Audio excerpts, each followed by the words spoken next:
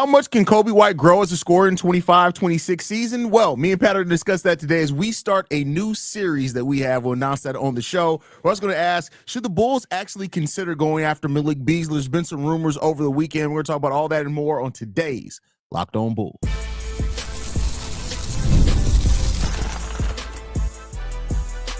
You are Locked On Bulls, your daily Chicago Bulls podcast. Part of the Locked On Podcast Network, your team every day. Thank you for tuning in to Locked On Bulls, member of the Locked On Podcast Network, where it's your team every single day. That's Pat, the designer, host, and creator of the Windy City Breeze, and host of the Chicago Bears podcast over at ESPN 1000. I'm Haize, host and creator of Chicago Bulls Central and Chicago Bears Central YouTube pages and podcasts. And today's episode, by the way, is brought to you guys by FanDuel. Football season is around the corner. Visit the FanDuel app today and start planning your futures bets now. Pat, let's get into it, man. We said that we were going to start this series, and I'm really interested and fun to do this. We're going to take one stat from every Chicago Bulls player last season, what we consider the best stat or whatever it is. It's not all going to be points. Some is going to be blocks. Some is going to be games played, minutes. We're going to take the best stat and discuss if we think they can go over or under that in the 2025-26 season. And we're going to start off with Coby White. And I think the stat, especially with Coby coming in, first time he's going to probably be the leading scorer, the go-to scorer for the Chicago Bulls. I think points is a good one to look at for over-under for him. Last season, he averaged 20.4 points per game. Over-under that for Coby White in the 2025-26 season, which is also a contract year for Coby White. You know what? I'm going to go Oppo. I'm going to take the under. I'm not going to say much under. I think that season before of 19 points per game is kind of where I think Coby White settles in. And the reason I say that is because while Coby at times was this very dynamic scorer and he was out there, being that leading scorer and balling out, I do think that there's going to be a little bit more focus on Modest getting the ball a little bit more this year. I also think you don't have another scorer on this team. So Josh Giddey is going to take a portion of that on himself. And to me, I look at how Josh Giddey was scoring kind of at the end of last year. Not to say it's going to be this, huge uptick in, Josh Giddey's going to become a 25-point per game guy. But I do think just how the offense was run last year with Giddey taking on some of the scoring load and how he was moving the ball around to everybody. I don't know if Coby White becoming a ton, or I guess taking a ton more shots, makes you a better basketball team or a more winning basketball team. Now, do I think that you need to score? Yes, I think that he is probably the most dynamic scorer that's on this team. But I think there was a stat last year, like when Josh Giddey actually decided to take 10 or more shots in a game, the Bulls ended up winning, I think it was like 65% of those games. Like, I think Giddey as a scorer brings you a dynamic where you kind of need that to still be a part of this offense. And so I think Coby kind of stays around where he's at, and that may actually be the best opportunity for the Bulls. See, and I get what you're getting at with that. I don't think Coby scoring more means necessarily taking a lot more shots. I can see Coby adding 3 or 4 points per game by just refinement of one thing. Is going to when he goes to the rim, stop doing that stupid pass out thing that he does. Like, stop doing that. Like, I think him getting to the free throw line, which he did a lot more consistently. Look at Coby at the start of the season, where he was averaging almost I think a little bit less than 3 free throws per game. And towards the end of that season, it was 5-6 free throws per game for the Chicago Bulls. Just that refinement, I think, could take Coby from 20 to 23, 24 points per game if he does that a little bit more consistent. I see where you're coming at with the not taking a whole lot of more shots per game, but I do think just taking advantage of the possessions that he's on and saying, all right, bet, instead of getting because he gets to the rim and then he does that awkward turnaround pass out thing that also led to turnovers a lot of times.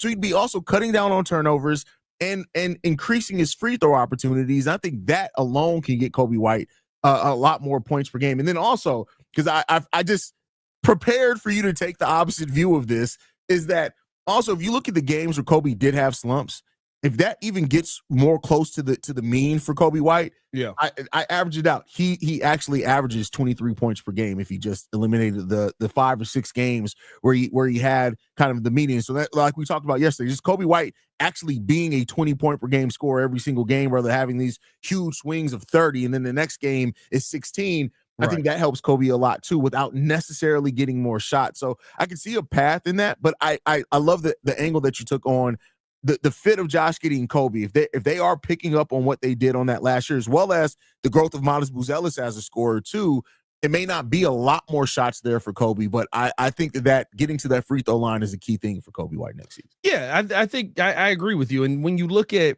I think here's my thing, right? When you look at, the run that Coby had last month, I think he finished All-Star break 24 points per game, somewhere around there, right? Or finished post All-Star break around 24 points per game.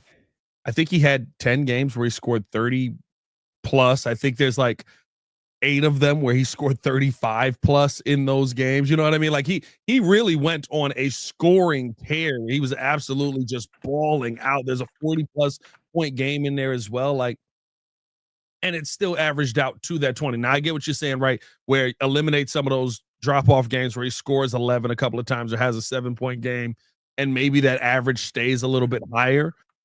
But I think you probably have to live in a world where Coby White probably isn't the 44 points a night type of player. The 36 points for, what was it? I think he had a stretch of like 6 games in a row, 7 games in a row where he had 35 plus points. Like, I don't think that's who Coby can, or who you, not even that he could be. I'm sure if you told him chunk shots, he could be that guy. I don't think that's who they want Coby to be over 82 games. And I think that over 82, but I do think you're always going to get those spurts of Coby White going absolutely crazy and unconscious scoring wise. Like you're going to get stretches of that. That's just the nature of who Coby White is, and players like Coby White, you're going to have those stretches. I think the thing is I don't expect those stretches to be what we see more often. They're going to be special when we get them, but those bottom tier performances, those 10 games, those games where you take 19 shots and hit 5 of them, we got to see more of that eliminated than more of the 35 plus point performances.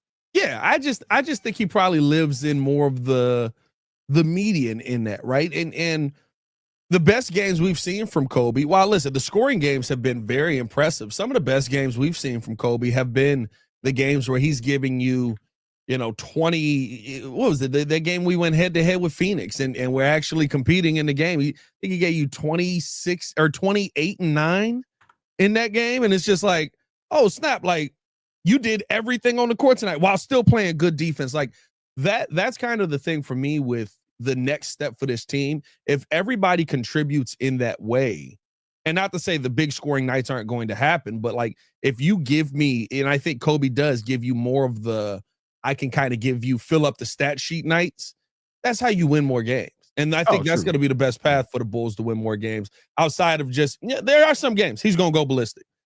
He probably gets a 50-point game this year.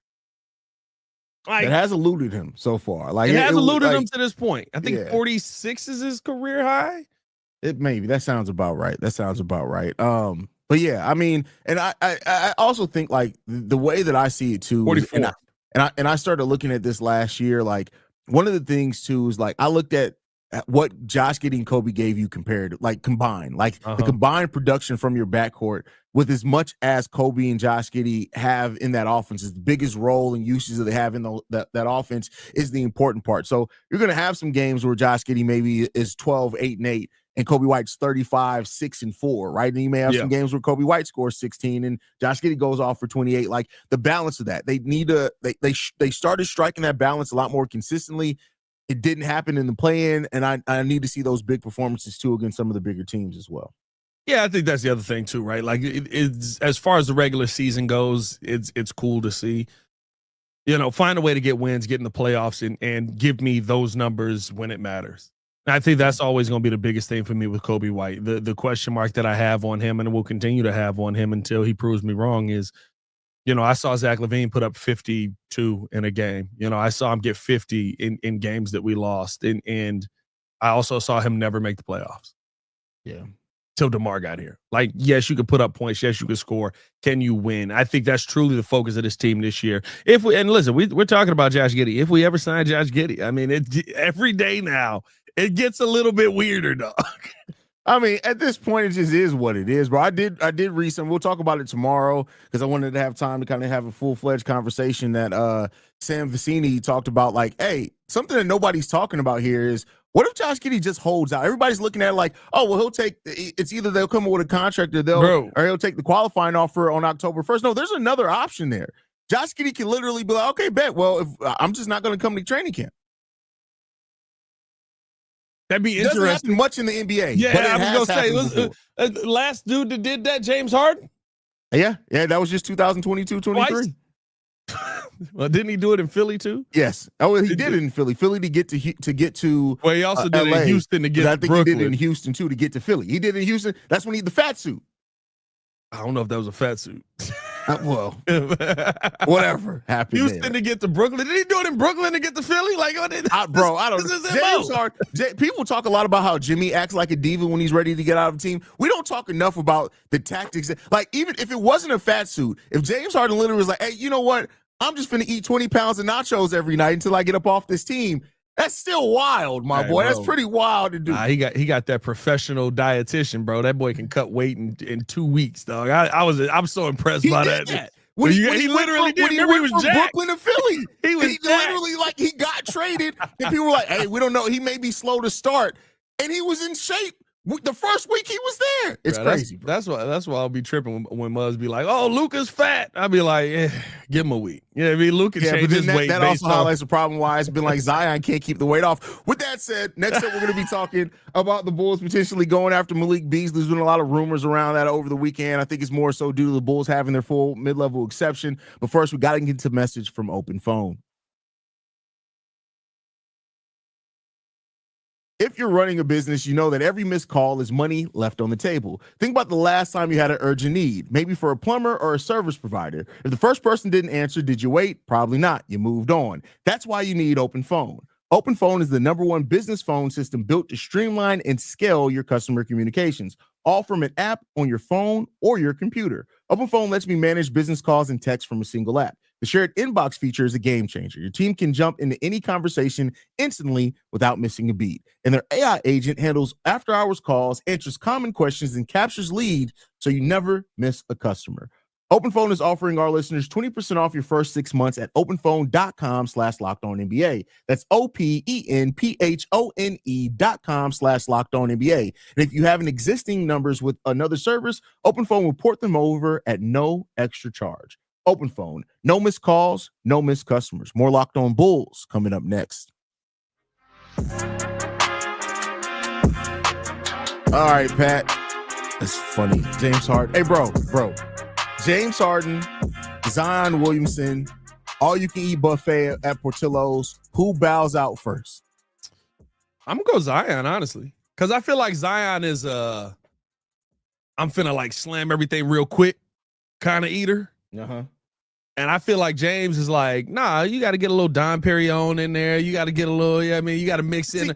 So I feel like James going to space himself out, but he's also going to take down that buffet. That's a big dude. I agree with you. I got Harden too, but for a different reason. Harden is known as the strip club god. You eat strip club food, your immunity's built up. I mean, so I think he's all right there. You ain't never had Magic City wings though? Yeah, bro. Like, yeah, but what do you think that extra juices on the wings is, bro? Well, you can get them to go, brother. You don't have to go in. There's a window on the side. It doesn't matter. Them wings be a little greasy. You think that's normal grease? I don't care what it is. It tastes good. Shout out to Shay. With that said, Pat, so there's been a lot of talk. Malik Beasley, who was initially was reported that he was cleared from the investigation. It came out today. I don't know if you saw that he's actually not cleared as a person of interest. He's just no longer a target in the investigation, which probably means that he's not going to sign with the team anytime soon. But there have been some rumors on the Bulls potentially being one of the teams that are interested. The Bulls do have their full $14 million non-tax player mid-level exception to use. Malik Beasley was going to get a 3-year, $42 million deal with the Detroit Pistons that they ended up not offering when all this came out. The Pistons right now can only offer $7.2 million, so about half of that. And the Bulls are one of a handful of teams that have the majority of their non-taxpayer. Now, the Bulls would have to buy out somebody, whether that's the BHH and Javon Carter or a different player to make room for that. But let's say that this is cleared, because we know the Bulls aren't taking a look at any player with any type of investigation going on. But let's say it is officially cleared. Would you be interested in the Bulls adding Malik Beasley, whether it's now before the start of the season or it happens halfway into the season or more around the buyout period, whatever it is? Would you be interested in the Bulls adding Malik Beasley? Interested, sure. But the hard part is, I think that where Malik Beasley is at, and it seems like it's coming to the end of this, even though he's still being, has to go through the process. Why y'all can't stop gambling? Y'all are addicts. Bro. Y'all got problems. People being addicted to losing money is always a wild thing. It's diabolical. It's like, I gotta lose this little bit of money so that I can go and lose more money in the NBA. Like, what's wrong with y'all? Anyway, I digress. The gambling stuff is crazy to me. The Pistons have said, we feel like he's innocent. We feel like this is all going to blow over. We're going to save a roster spot for him when this is done. I think it's not just a money thing. Truly, Malik Beasley being a part of one of the first Detroit Pistons teams in a long time to go out there and actually win some games.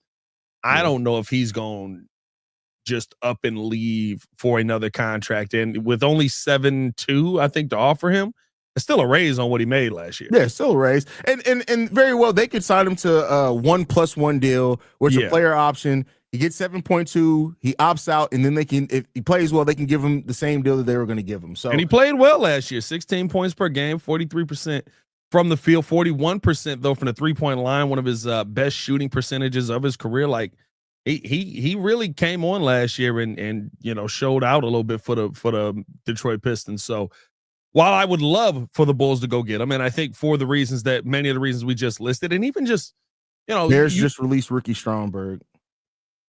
I don't care. What number is Ricky Stromberg, Haize? I don't know the numbers of any offensive lineman. You said it like that. That's it. But I don't know the numbers of any offensive lineman though. So that's Darnell Wright. 69. I don't know, bro. That's I really don't pay attention. 69. That was 58. I thought better of you. That's tough. That's diabolical. 69 is nuts. But no, I'd be interested in it for the Bulls, just to bring in some of that defense and the 3-point shooting. Why would you want to leave Detroit to come to Chicago right now, honestly? Yeah, I mean, unless it is just motivated by the money. That's the only way that I could think of it. They would have to be motivated and say, listen, I want to recoup as much as I can. But like you said, he's part of a Detroit Pistons team that I think is going to be competing for a top 4 or 5 seed in the East at worst next season. And while they did add Karis LeVert and Duncan Robinson isn't nearly the shooter that Malik Beasley is. Karis LeVert is a much stronger defender, but I think they would still very much make room for him. Detroit Pistons are definitely a team with the arrow up, and we got to talk about that at some point. Hey, listen, objectively, I love their roster. Subjectively, as a Bulls fan, I hate it. I hate that the Detroit Pistons it's like Cade actually looked like a star near superstar level last year, and it's just like, hey man, this sucks. Bro. You know what it is I hate that Detroit's been good twice since we've let Derrick Rose go, and we haven't been good once. I don't think we can say that. I mean, we had the 3 alpha season where we had a better record than them. We had the first season of DeMar. We've had every season where we had a better record than them, but literally they will have gone to the playoffs twice in the span of us going one time. No, I mean, since we let Derrick Rose go, we had 3 playoff appearances since we let Derrick Rose go. We had Jimmy. What else? Oh, I guess the whatchamacallit, the DeMar year. The DeMar year. Wait, didn't we make the playoffs before the year before the 3 alpha season too, or am I tripping on that one? So 2. So then it's 2. It's just the 3 alpha season. Just the 3 alpha season. Okay, then it's the 3 alpha season, and then it's bad. We shouldn't be tied with Detroit. Like, no, I agree with you. It's bad. It's bad. Either way, it's terrible. They going right now, we're arguing semantics over who sucks the worst. That's the problem there. But yeah, I mean, so we'll see what happens. It would be something that I'm interested in. Like, it'd be a hell of a in-season move if the Bulls were to be like, hey, Javon Carter, thank you for your time here. We wish you well in your future endeavors. Yeah. Malik Beasley, come on down. I just don't see it happening. I don't think that is realistic. It's great to talk about in an option if it were to happen, but I don't think it's going to happen at all. Yeah, I think he's probably going back to the Pistons, especially because the Pistons are like, whenever you figure this out, we got a spot for you. Like, yeah, that means we want you back really bad. Like, please come back to the team. So I like it. And I like the fact that the Pistons, are putting the pressure on the rest of the Eastern Conference to build young teams and get better. Like, hey, we did it. You figure it out. And we fired a coach to do it. There you go. We got to talk about Vooch getting involved in some early basketball here, playing a little Euroball. Vooch, a little surprised by this at the age he is, but he's a competitor. I gotta love Vooch. We'll talk about that and more coming up next. But first, we got to talk to you guys about FanDuel. August 26th is officially FanDuel Features Day, a brand new holiday for football fans who live for bold predictions and preseason hunches. For just 24 hours, FanDuel is giving you deals on the NFL season predictions. So whether you're calling the MVP, eyeing your long shot division winner, or ready to crown your Super Bowl champ before week 1 even kicks off, this is your moment. Take a flyer on Caleb Williams to win the MVP. You've got to be getting some phenomenal odds on Caleb Williams to win MVP right now. You could probably put down $10 and win 10,000. Like this, don't take that to heart. I don't know what the odds are. We'll find that out. Crown your champion right now. Hey, listen, who you got winning the Super Bowl? You think Bears Super Bowl, Bears championship? Get in on that, or parlay your division winner, dark horses. Visit FanDuel app today and start planning your futures bet now, because Futures Day is one day and one day only. FanDuel, play your game. More Locked On Bulls coming up next. All right, Pat, last time before we get up out of here, Nikola Vucevic is playing in EuroBasket. He's considered in the top 10 of NBA players playing over in EuroBasket during this stretch. This is something that a lot of the European players do. They actually have pride about playing for their country in these type of tournaments. Luka is playing overseas as well in this. How do you feel about Vooch playing in EuroBasket? Do you look at this as like getting him kind of a jump start on training camp, which training camp opens in basically exactly 30 days? How you feeling, Pat? Yeah, listen, I mean, he played in it last year. I think he played 3 to 4 games, and he balled out last year. Or not last year. What am I? What's last year? 2023. Vooch, I believe, played. So 2 years ago. And he balled out. Listen, he was 20 points a game. He was, I believe, 9 rebounds a game. Like, he's exactly who he was.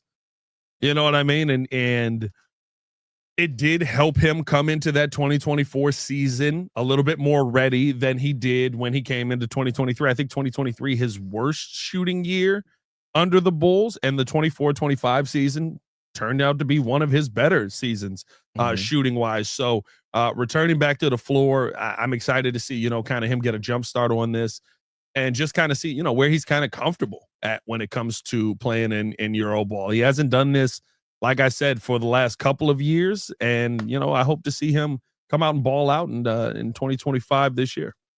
Yeah, I mean, I hope the best for Vooch. I mean, I know he has fun doing it. This is his style of basketball. And if that gets him ready to come into the season and jumpstart that, so be it. Like, it's nothing bad about it. I mean, the only thing that possibly could come bad, knock on wood, is any type of injuries or something, but that doesn't really happen over in EuroBasket. They're very respectful over there. And it's going to be good basketball. I don't know if you watch EuroBasket, Pat, but I am, subscribed to their version of League Pass, so I'm going to be watching that whole tournament, and it's some really good basketball, especially for a time period to kind of get you ready for the NBA season, training camps and stuff to open. People have been devoid of watching any good basketball. There's some good basketball over here to watch in EuroBasket. It's just so early. Yeah. Was it crack off tomorrow? I think the first game is at 4:30 in the morning. Sounds about right. So early. Like, you gotta, like, dog, that's a different level ball. It's a different level of, that's shout out to the Bulls fans that do it. I mean, when we sitting there doing games at 7:00 at night and some of our guys who are in Australia, like, I'm watching the game right now with you, dog. Like, what are you doing here, bro?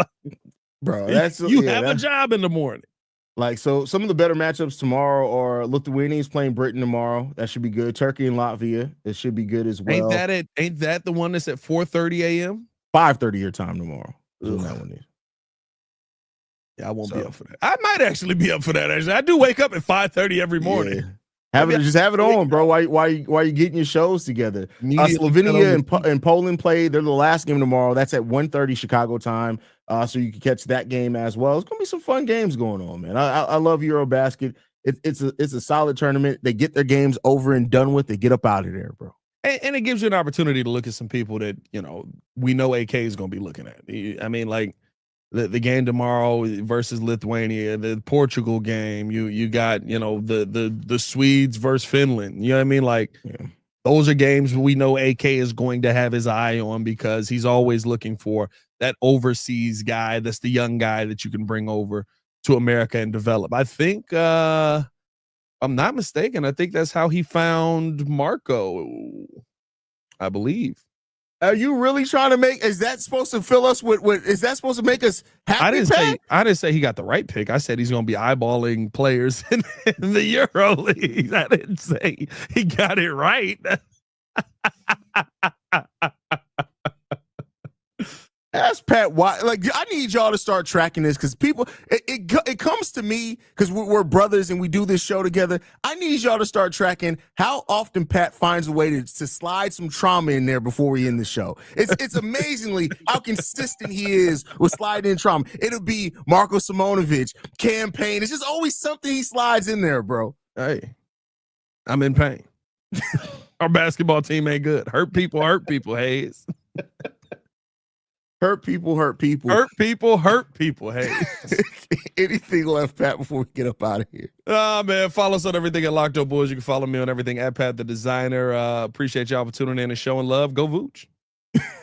You guys can follow me at CEO Haize. Locked On Bulls is free and available on every podcasting app and platform of your choice, as well as YouTube, the Odyssey app, Amazon Fire TV, Fubo TV, and more. We'll catch you guys bright and early on the next one. And remember, anywhere you want it, you can get it. Thought you missed Peace, it. Y'all. Peace.